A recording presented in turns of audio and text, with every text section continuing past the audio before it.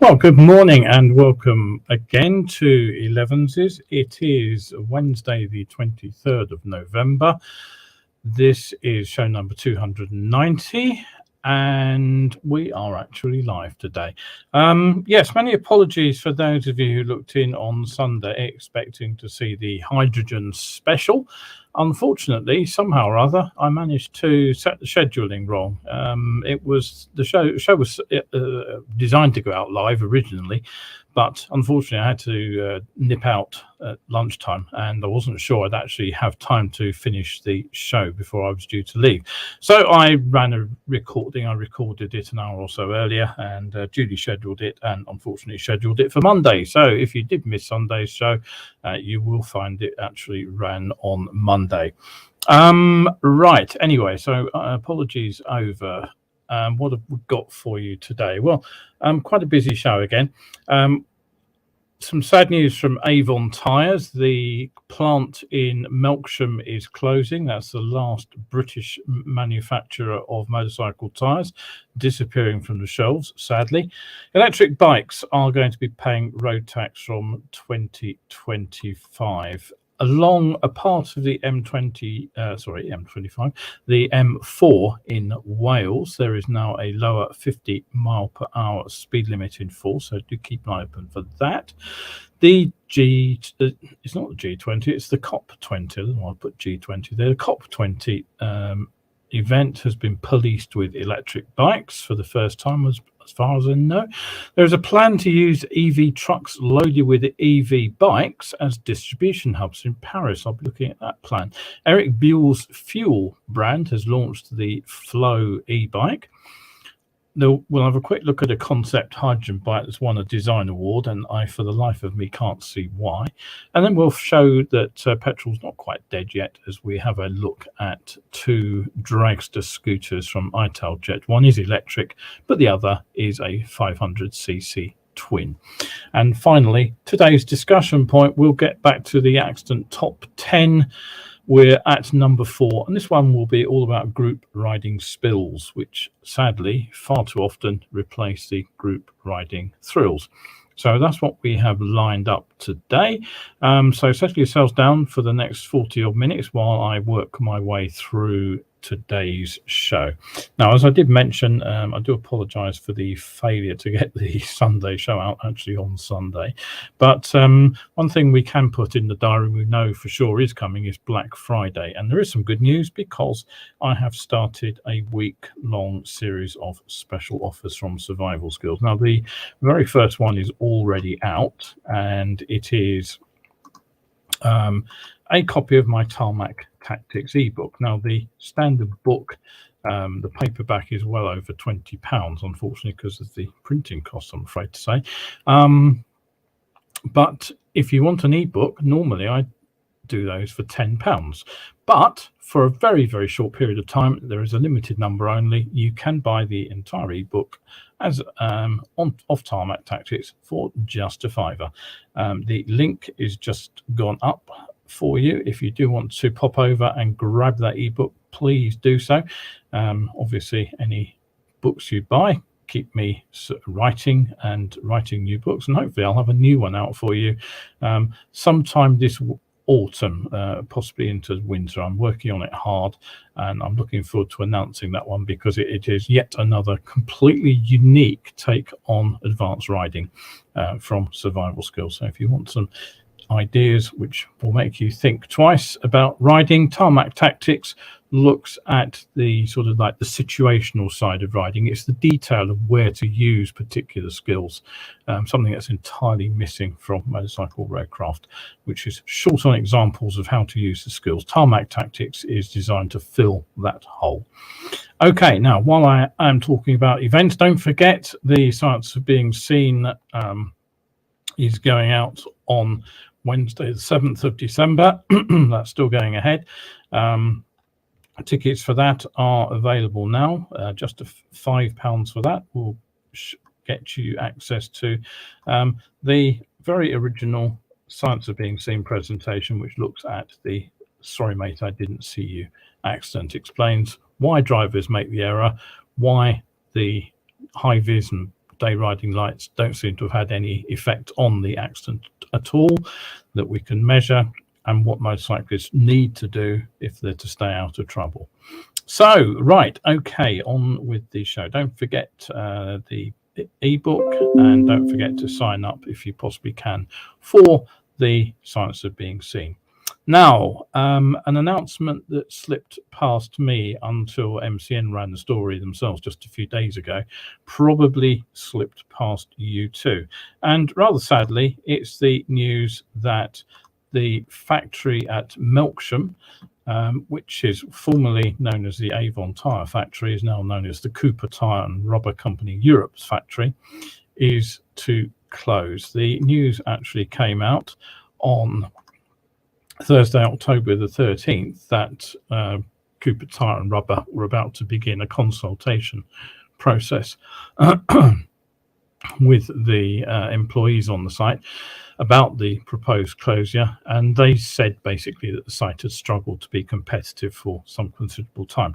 Now, the factory obviously is better known to riders in the UK as the home of Avon motorcycle tyres.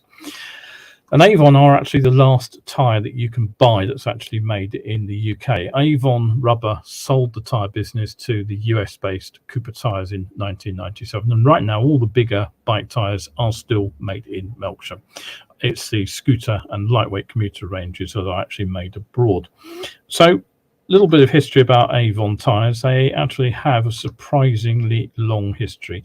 They've been producing motorcycle rubber for more than 100 years here in the UK. The Melksham factory actually opened in 1911. Now, following World War II, Avon probably had their boom period. They had some terrific two-wheel success. The likes of Mike Hailwood and John Surtees both won GP titles on the British-made tyres. The Avon Roadrunner, I would say, is probably the tyre that changed things for motorcyclists. It was the forerunner of the modern tyre. It had a lower profile. It had a very different groove pattern. The rubber behaved in a very different way, and those tyres worked pretty well wet and dry. The Mark III Avon Roadrunner was actually the very first tyre I got my knee down using, and that was back in the 1980s, for those who think modern tyres offer you loads of grip. Now, for many years, they were actually my go-to tyres for all my bikes, from my late 70s Honda 404 right through to the XBR 500. I was still riding as late as 1990. And it was only when I bought my first GS 500 that had tubeless rims. CX had tubeless tyres years earlier, but the GS came with 17-inch tyres. And at that point, I did switch from Avon away to the tubeless tyres from Michelin. Now, somehow Avon never caught up with the switch from sort of 18-inch wheels to 17-inch. I have no idea why. And I do have a pair of their classic tyres on my old CB 250 RS, which still has 18-inch rims, of course, and they work pretty well on that bike.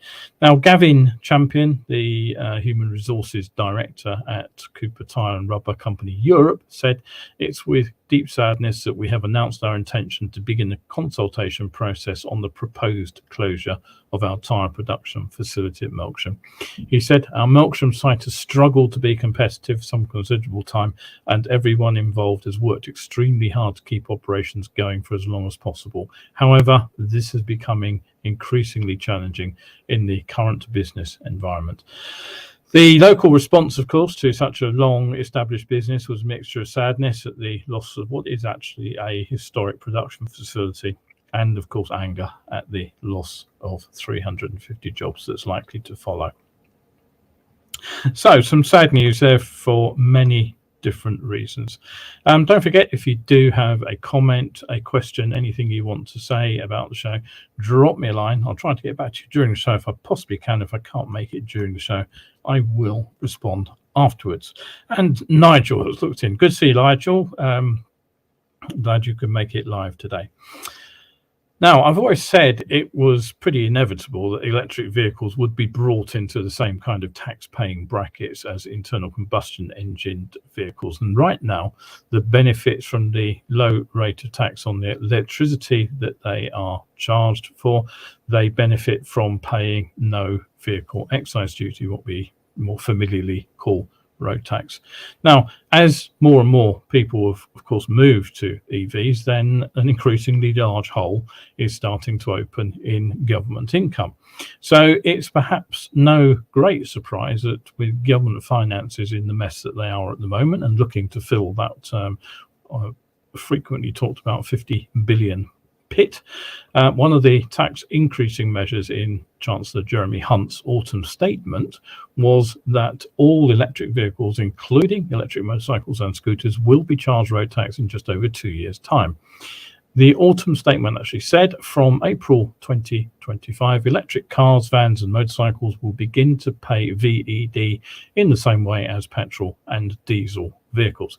This will ensure that all road users pay a fair contribution as the take-up of electric vehicles continues to accelerate. And the government actually estimates it will bring in around £500 million in the year 2025 to 26. It will go up as more and more people switch to electric vehicles.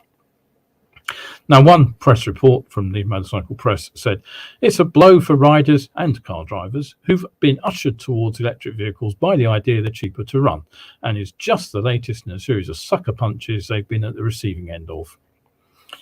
Citing these increased electricity prices, of course, and the cutbacks in the electric bike grants. Now, you'll probably recall that back in December, the EV bike grants were removed for electric bikes with a recommended retail price over £10,000. They were cut back for the cheaper machines from a maximum of £1,500 and down to £500, and the grant for the sort of moped equivalent machines was cut to £150. Now, personally, my opinion is that anyone who thought that EVs would remain subsidised by the government and cheaper to run into boot was living in cloud cuckoo land. Now, to be honest, if there is a limited pot of cash to spread around, isn't it fairer that everybody pays the same? Why should riders who can already afford to drop £20,000 on a bike actually get a government-sponsored reduction that the rest of us pay for?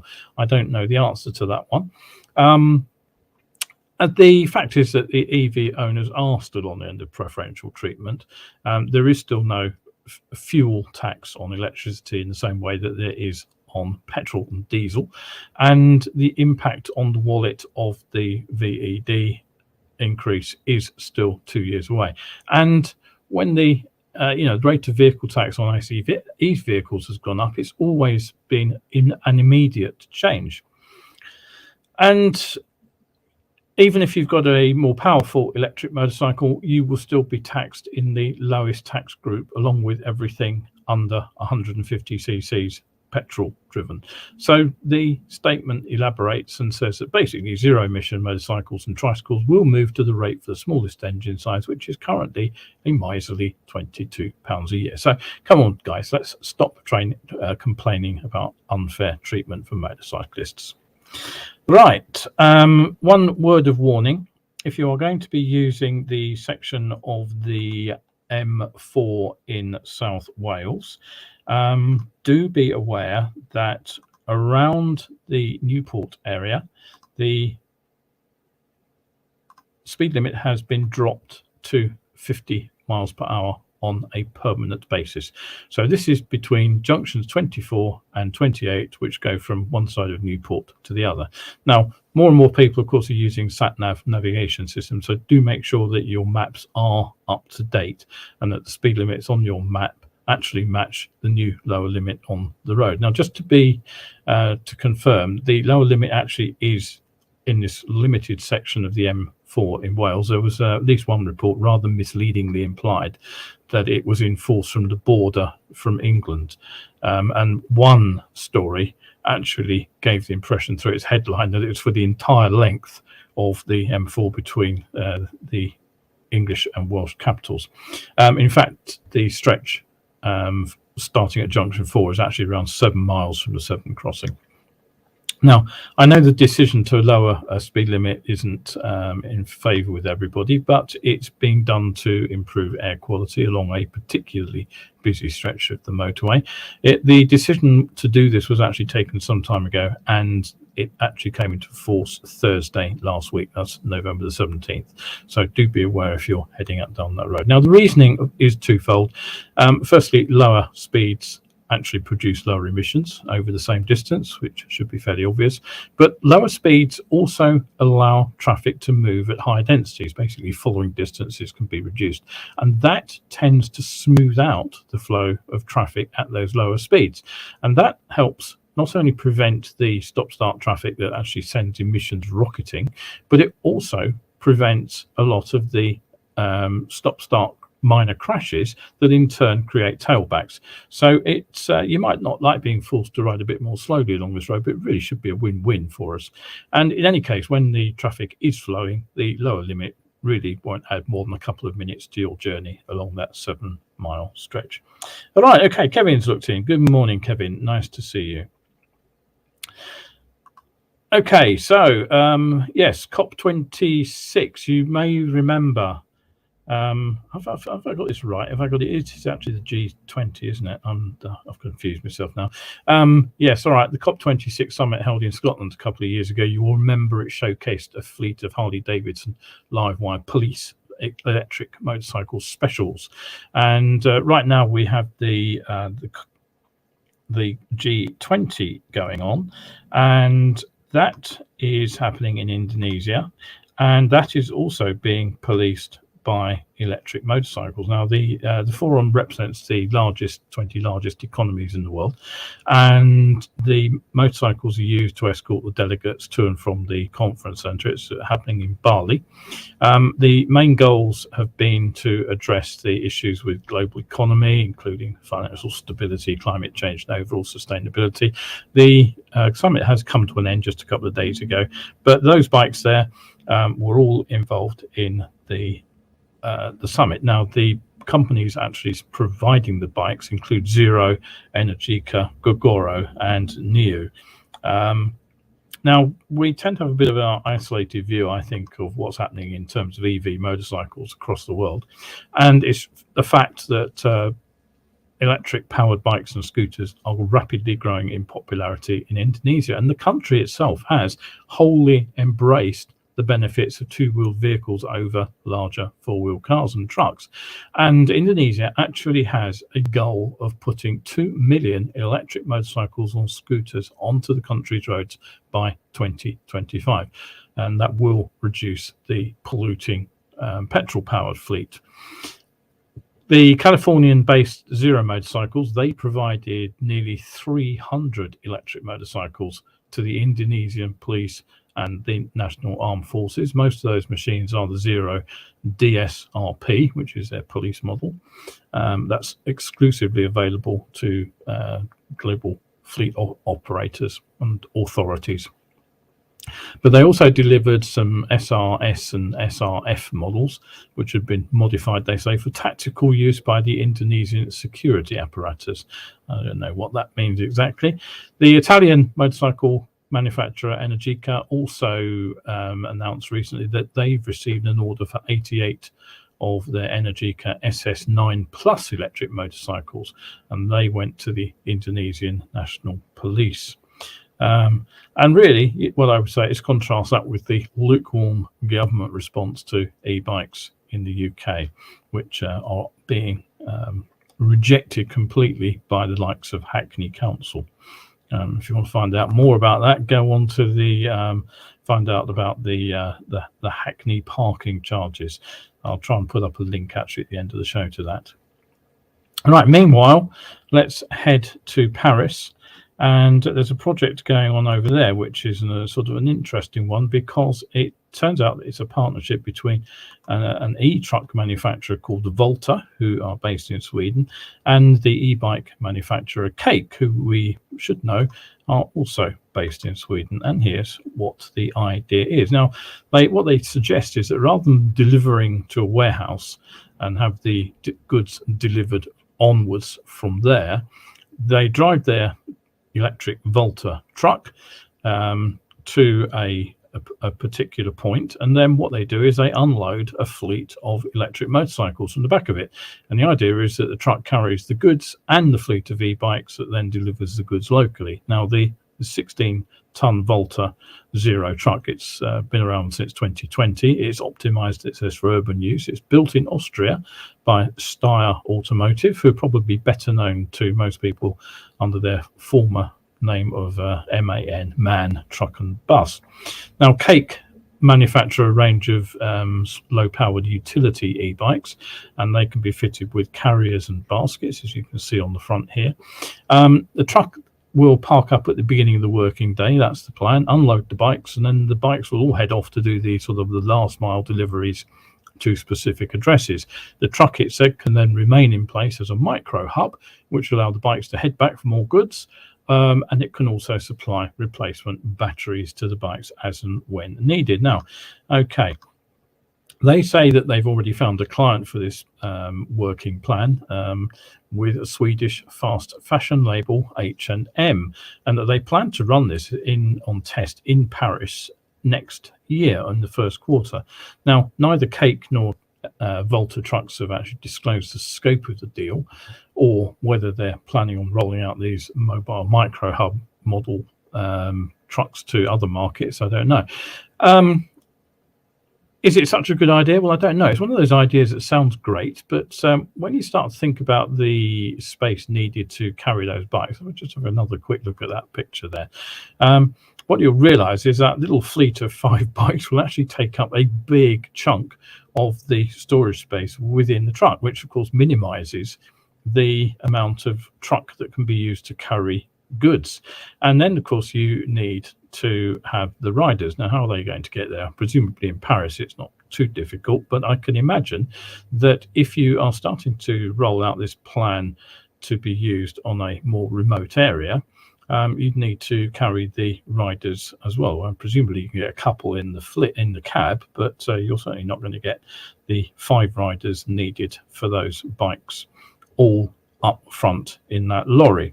So I think there are a few questions about how this will work. I kind of think that you're going to end up with a very expensive truck actually sitting doing nothing useful in a city centre, rather than other than blocking a delivery bay whilst recharging presumably at the roadside.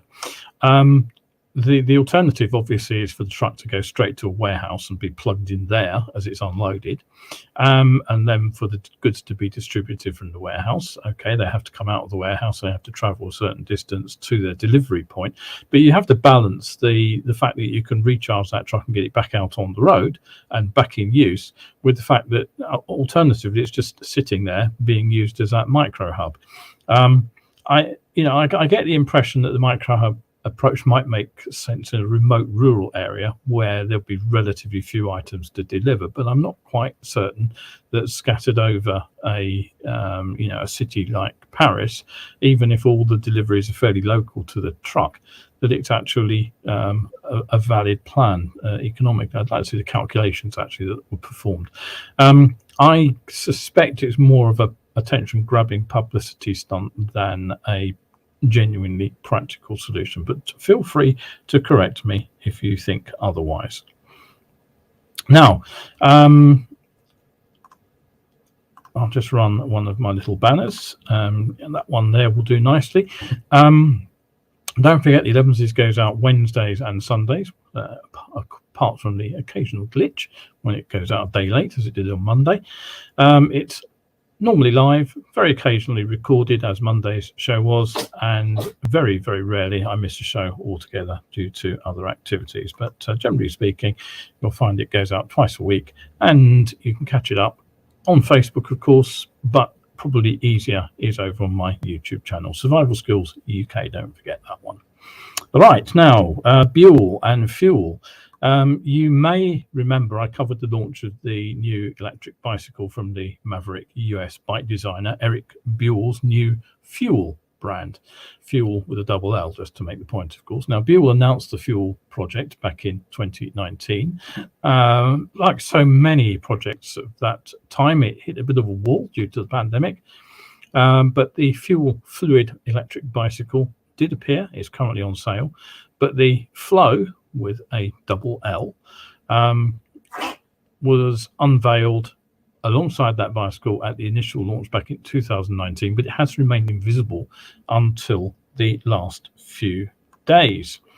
And finally, it has actually made an appearance. Now, if I manage to get the picture up, here it is. It's available in 2 versions here for Europe. There will be an 11 kilowatt learner legal model and a more powerful 35 kilowatt version, which will be available to be ridden on the A2 intermediate license. Now, the 35 kilowatt version is another one of these e-bikes which is aimed at the faster than a commuter but not quite a sports bike class of electric motorcycle. The top speeds claim to be 85 miles per hour, which probably means it's speed restricted rather than anything else by the motor, which I'll come on to in a moment. That's 137 kilometers per hour. It should be fast enough to cope with A roads without any difficulty. It will just about deal with a motorway, I would guess. However, it is very quick off the line, even for an e-bike. According to the released performance data, it's got a 0 to 100 kph, which is 62 miles per hour, a time of just 2.7 seconds. So it should fly off the line. Now, what about range? Well, it's got a 10 kilowatt hour battery pack, and fuel claim a city range of 240 kilometers, or around 150 miles. Now, no figures have been provided for higher speeds, but rule of thumb is that you halve the city range to get a sort of a highway use. So guessing at something like 75 miles in for typical-ish use, and that seems to be more or less in line with the energy consumption of the Zeros I've ridden, which have slightly bigger batteries. Now, the weight's not unreasonable, 180 kilograms, 396 pounds, so ballpark for a sort of middleweight motorcycle. Probably helped by using the chassis, the battery, as part of the structural component of the chassis, though that of course does rule out any battery swap technology, but hopefully you can still get the battery out if it reaches end of life. The battery can be topped up with the standard level 1 and 2 chargers. You get a full charge time of 8 hours or 1.5 hours, depending on how much you're pumping into the battery. If you use a DC fast charger, though, the battery, which has a cooling system, can be fully charged, it says, in just 30 minutes. Now, the bike is actually pushed along by a hub motor, which you can see at the rear of the machine. You've got a solid sort of disc wheel there. That is said to save room in the frame for the battery, and also for storage space. It undoubtedly helps keep the price down too, I would have thought. Now, as with many of these machines, the tank that you're sitting behind is actually a storage area which can take a full face helmet. Now, if there's one thing we do know about Erik Buell, is that he never feels constrained by any sort of rule books in terms of motorcycle design. And what he says it's that it is the most radically innovative chassis design I've ever done, and from the steering head to the rear wheel, it is filled with new design concepts no one has done before. Okay, all right, well, I'm sort of struggling to see those from where I am at the moment, but perhaps when you take the bodywork off, all will be revealed. Now, possibly the most attractive thing about the bike right now is the price. Now, although in the 3 years since the original press launch, there's been a $1,000 rise, the bike is actually on pre-order at the moment at a remarkably modest $11,995 for the base version. Compare and contrast with bikes from the like of Zero, for example. Now, there will be hardware that you can add on, including what's called a blind spot awareness system and front and rear cameras. But here's the point at which I always get nervous when I report on a project like this. A $200 deposit will secure your bike when they roll off the production line, we're told, but there isn't actually a production line. Fuel says they are taking reservations for the Fflow ahead of production planning. Essentially, Fuel hopes that they'll get around 3,000 reservations, and the cash they get from that will then allow them to start a crowdfunding campaign to actually build the first bikes. Only after the initial batch has been built would the company be in a position to build production machines for sale in the usual way. So, if you want to take a punt, fair enough. If you want to keep your money in your pocket for something that is actually available, that's another option too. Now, if that's a bike that may appear, here is one that I think we can safely say we'll never ever see. It's the XCell, and as you guess from the design, it's a concept bike. Why is it called the XCell? If I can zoom in on the picture here, you'll see why. There you go. You have a nice little X on the front of it. Why has it got an X on the front of it? Well, I'll explain. It comes from Shanghai's X Idea Design Group, and earlier this year the designers won a Red Dot Design Concept Award, whatever that might be. Now, you probably worked out that it's propelled by electricity, but it's actually, of course, a hydrogen cell, hence the cell, and those are presumably the 4 little canisters containing the gas arranged in the X at the front there. So that's the XL. Anything else to say about the bike? Well, apart from looking fairly hideous, it has a claimed performance and range of 200 kilometers and 200 mile kph, which is about 124 miles each. The rider ergonomics are said to be electronically adjustable, with presets for sport, leisure and comfort, which move the handlebars, foot pegs and saddle, and it says that individual riders can fine-tune the riding triangle to suit their specific ergonomics. Now, one thing you'll probably notice is that the passenger doesn't seem to be a consideration, and there are no awkward necessities like mudguards either. No obvious provision for carrying anything like luggage either. But the thing that caught my eye, and that the designers seem to have missed or ignored, is that by placing the grips way out in front of the steering stem like they do, the bars won't be so much turned as swung from side to side, just as you would move the tiller of a small boat to actually move the rudder. Now, I can't imagine that will be anything like a comfortable way to steer a motorcycle. Quite frankly, it's no coincidence that motorcycles have stayed much the same shape and design they are for many years. It's basically because they actually work. The other thing that the designers say is they're working on a wearable, quote, intelligent active safety system, unquote, which might include any of the following: night vision assistance, holographic projection technology, and even, this is my favorite, blind bend prediction, which will allow a bike and rider to effectively see round corners whilst riding, according to one story on the bike. Now, I'd like to see them get the bike out on the road, first of all, getting the powertrain tested before they begin to worry about how a notional rider is likely to be seeing around a blind bend. Frankly, that aspect of the design, I think, is firmly in the realms of science fiction for the moment. But here are a pair of bikes that should appear without too much delay. Let me just get those up on screen for you. I think this is really quite funky. It's the Italjet Dragster E01, and it has the trademark space frame, which Italjet have kind of made their own. The bike appeared at the Milan show, and it's the first EV from Italjet. It's a fairly standard 12 kilowatt scooter, basically, which is bang on the learner limit. It's a 5 kilowatt hour battery, set to charge in half an hour, fraction over half an hour, with a standard of a fast DC fast charger, or if you have a standard charges, it should be around 4 to 5.5 hours. So certainly overnight. Batteries claim to be good for 180 kilometers on the city cycle or 90 kilometers on the highway. That's about 55 miles.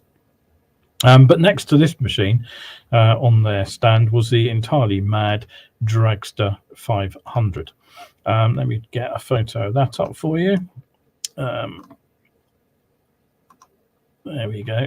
This is about the best photo I could actually find for you. Oh, I've lost the plot here. Hang on a minute. I've just managed to turn the photos off. There we go.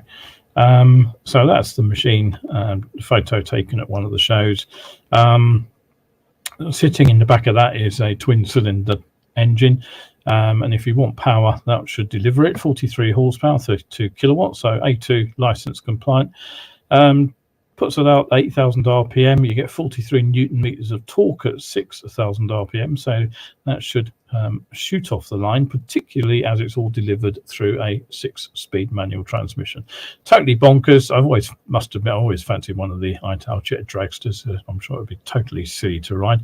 That bike is expected to be seen by 2024. Right, okay, I am running on a little bit longer than planned, but hey ho. So I will move rapidly on to the group riding thrills, not spills section of the show. Don't forget, if you do enjoy the show, you can pop over to my coffee page, and cuppa over there keeps me coming back and producing more of these shows. We're rapidly heading for 300, and your support from everybody involved has helped enormously. Adam and Nigel, I've just called you Adam. Nigel has been particularly supportive, so many thanks to Nigel. Quick shout out for him this morning. Kevin has also been a contributor. So, right, okay, so final thing then is the accident top 10, and we're down to number 4 now. Little anecdote before I move on to the guts of the item. I was riding the bike in Germany. I was actually looking for a crossing over the Rhine, and as I slowed down for the turning, which I had just spotted, there was a bit of a thud, and something hit me across the back of the neck, and my bike went into a fairly violent wobble. And at the same moment, Chris flew past on his FJ 1200, also rather out of control. Now, what had happened was he had lost concentration, he said. I had slowed down when I saw the turn, and though I'd indicated, he'd been looking at the scenery and promptly ridden into the back of me. Now, I was very lucky that he actually clipped my throw over panniers. Actually snapped the bungees that were actually securing them to the back seat, and it was the panniers that had actually wrapped themselves around the back of my neck. Fortunately for him too, that I had soft luggage, because he clipped my panniers with his Givey hard luggage. If we both had Giveys on, I hate to think what had happened. Anyway, all's well that ends well, as they say. But this was a group of very experienced riders, nearly all of whom I had ridden with many times before. And it's a very good reminder that even skilled riders can get it wrong on a group ride. Now, that was a loss of concentration, but many group crashes are very, very silly ones. Now, if in theory you'd like to suggest that if you organise the group ride well, it won't happen. But even with riders, things can go wrong. And the moment you've got riders in a group that you don't know, there really does the risk grows exponentially, in my opinion. Now, one ride I organised, despite briefing everybody carefully, despite setting a modest pace, despite factoring in sort of rest stops and everything else, someone still managed to lose concentration in a 30 limit in a village. They simply failed to spot a right angle bend, believe it or not. Everybody turned left, they went straight on, they bounced off a tractor, and that was a job for the local air ambulance. Now, was I just unlucky? Well, no, because several other rides I organised around about the same period also came to scheduled halts with crashes. And it's not even safe going out on groups that have advanced training either. A friend of mine joined a very well-known advanced motorcycle group in the south of England. He went on 3 rides with them, and each one was brought to a halt by a crash. Now, those spills happened, he said, again, despite plenty of precautions taken by the organisers of those rides. So just what is the risk? Well, in Lincolnshire, a study done in 2007, a few years ago now, but still valid, they looked at fatal crashes, and they found that fully half of them, had been the result of incidents on group rides. Now, Lincolnshire is a pretty rural county.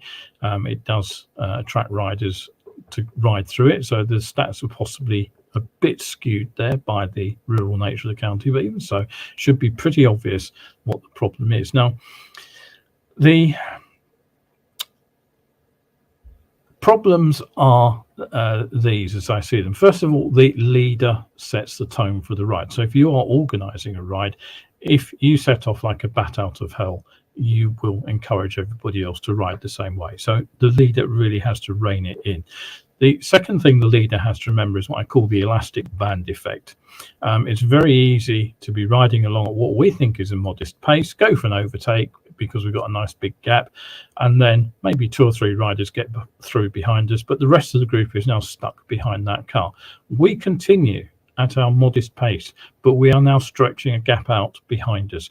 And what happens then, of course, is that as those riders behind get past that vehicle, they have to play catch up. It's taken them longer, they've got stuck, and even though we're riding at a modest pace, they will probably be exceeding the speed limit to catch us up.